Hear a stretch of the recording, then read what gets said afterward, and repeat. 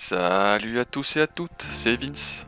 On se retrouve aujourd'hui pour le test de ma nouvelle dashcam, c'est l'Asdom M550. Alors c'est une super dashcam qui filme en 4K 30 fps ou en 2K avec les accessoires qui sont fournis avec. Vous allez voir, elle est très complète, en plus d'être magnifique. Donc là on a la caméra seule qui peut filmer jusqu'en 4K. Là nous avons la petite puce GPS et Wi-Fi intégrée directement à la caméra arrière pour ceux qui veulent la brancher.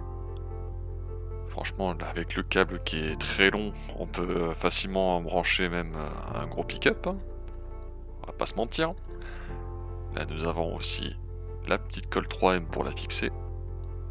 Ensuite de ça, nous avons la caméra de cabine qui me sert tous les jours du coup. Je m'en sers de caméra arrière, ou si quelqu'un passe trop près de mon véhicule, me frôle ou me percute, au moins j'ai le visuel aussi. Notamment en mode parking si je la mets sur fusible. Franchement, un coup de portière ou quoi, on a la preuve par A plus B. Là nous avons la petite carte SD de 64 Go qui est directement incluse, ce qui est au top. Franchement la caméra, comme je disais tout à l'heure, elle est prête à l'emploi. Il y a tout dedans, la puce GPS, le Wi-Fi, la carte SD, la caméra cabine, la caméra arrière. On a même une petite application dédiée où on peut récupérer les clips. Ça je vous montrerai après la présentation de la qualité de la vidéo. Donc voilà à quoi ressemble notre petite caméra une fois assemblée. Il n'y a plus qu'à aller la fixer dans la voiture, qu'en dites-vous?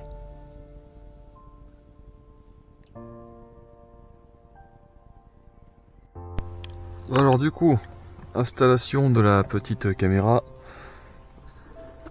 Alors d'abord on va faire passer le câble là-haut.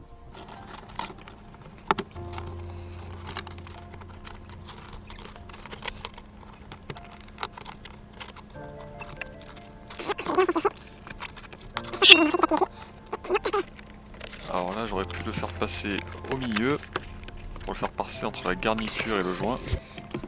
Mais je l'ai fait ainsi, hein. J'ai pas suivi de tuto sur internet, j'aurais dû, mais ça fait très bien le taf aussi ici.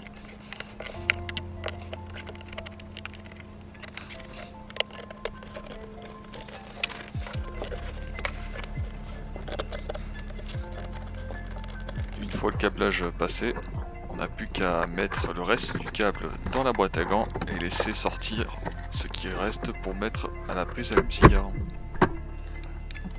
Et normalement, là, ça ne bougera pas. Donc là, on est prêt à prendre la route. Autre point avec la petite dashcam, c'est qu'on peut la retirer. Elle se fixe via un aimant. Et on peut la refixer aisément ou la retirer pour récupérer par exemple les fichiers. C'est très simple. Alors on se retrouve pour la test de la qualité de la caméra. Là je l'ai paramétré en 2K avec la petite caméra de cabine. Donc là on est avec la vue avant. Je l'ai mis un peu en difficulté la caméra avec le soleil de face. On peut voir qu'elle s'adapte facilement à la lumière.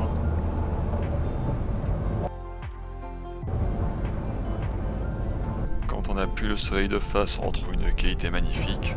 D'ailleurs, vous avez pu voir au ralenti, la plaque d'immatriculation est parfaitement visible. Rien à redire au point de vue de la qualité, franchement, cette caméra elle est au top du top, elle se place dans les caméras haut de gamme. Franchement, il y a tout qui est complet. De même pour ce véhicule, on voit parfaitement la plaque d'immatriculation. Je vais vous montrer maintenant un extrait en 4K avec la caméra. J'ai filmé une petite Dodge Charger RT, vous allez voir, elle est magnifique. Oh yo yo, regarde ce qu'il y a. Wow.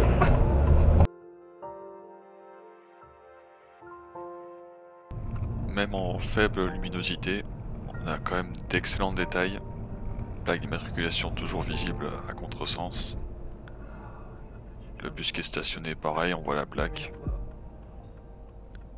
La voiture qui arrive dans le rond-point, pareil. La petite plaque, voilà. Non, franchement, la caméra, rien à redire dessus. Vraiment au top. Alors, la petite caméra cabine est vraiment pas mal aussi, j'aime beaucoup. Ça permet d'avoir une petite caméra arrière sans forcément tirer le câble jusqu'à là-bas au bout, même si je vais l'installer un jour ou l'autre, quand j'en aurai envie. Donc là on peut voir que notre ami routier était un petit peu pressé le matin. Petit bémol, quand on a le reflet du soleil, on n'y voit pas trop grand chose, mais sinon pour le reste c'est au top. Voilà un petit extrait qui est zoomé au montage. On a une bonne visibilité quand même. Et là, un petit extrait où on m'a frôlé. Ben oui, il en faut. Alors pourquoi avoir une dashcam dans sa voiture? C'est justement pour vous protéger lors de situations délicates, d'accidents, pour prouver votre bonne foi. Alors là, je remercie notre ami Argon Dashcam de nous avoir partagé cette situation vraiment délicate qu'il a eu récemment. Vous pouvez la retrouver sur sa chaîne YouTube que je mettrai en description. Elle sortira normalement ce week-end. Alors voilà, on se retrouve dans la voiture pour les réglages. On va appuyer sur le bouton menu, juste ici, après avoir enlevé le rec. Là, on va pouvoir régler tout ce qui est résolution, enregistrement continu, de pouvoir ajouter la petite caméra d'habitacle, détection de mouvement. Quand on mettra le mode parking, j'attends de recevoir l'adaptateur fusible pour laisser brancher la caméra en continu. Acoustic record. Voilà, on est pas mal. Je vous montre ce qui nous intéresse. Là, c'est pour revoir les clips qu'on a enregistrés via le petit écran. Mais je vous conseille via l'application. Dès qu'on aura l'adaptateur fusible, pourquoi pas. D'ATR, le Wi-Fi,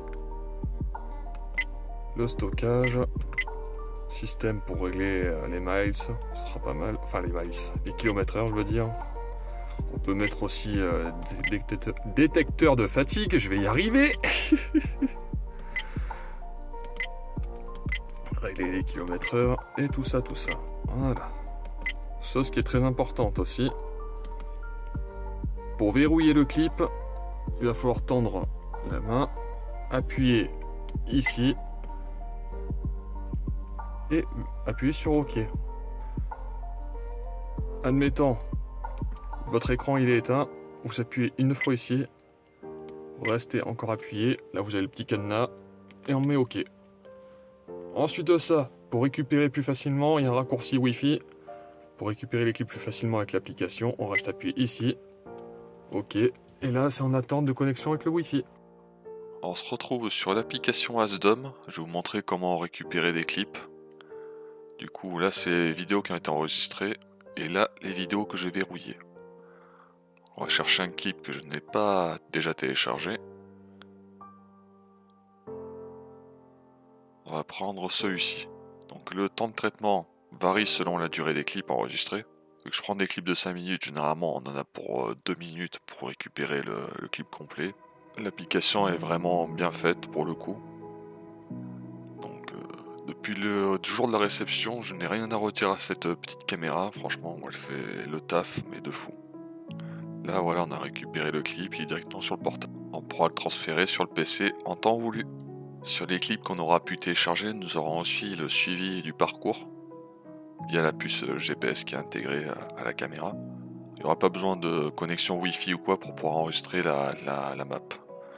Là par exemple, je me rendais au Théâtre de Bouffan. Et c'est au moment où j'ai verrouillé la vidéo que l'itinéraire s'arrête. Et là on a pu voir monsieur qui m'a coupé la priorité. Rien de grave, mais voilà. Et pour ceux qui préfèrent brancher la carte SD à l'ordinateur, c'est très bien fait. Là on a les vidéos standards qui sont enregistrées par la caméra sans qu'on ait verrouillé. On peut tout retrouver l'historique de la semaine. Là nous avons tous les clips que j'ai pu enregistrer et verrouiller. Admettons, on va prendre celui-ci. On peut retrouver. Alors c'est pas ce que j'ai enregistré. Ah, la petite Mitsubishi Eclipse. Ah, je me souviens, elle est là. Pas magnifique cette voiture d'ailleurs. Bon, je suis désolé pour la plaque, frérot, mais voilà.